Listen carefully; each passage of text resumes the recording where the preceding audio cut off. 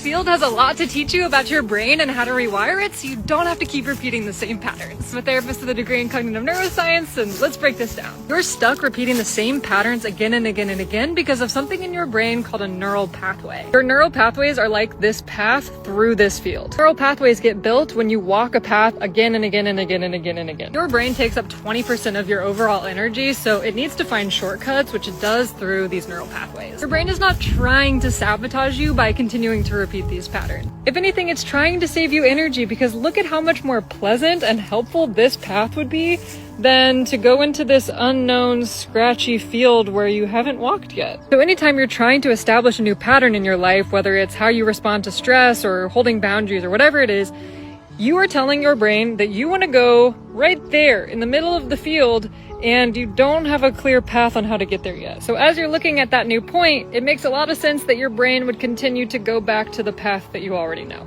But the good news is because of a thing called neuroplasticity, or your brain's ability to change and mold itself over time, you can create new neural pathways and ultimately change your long-term patterns. But the first steps can initially feel scary and scratchy and like a lot of effort.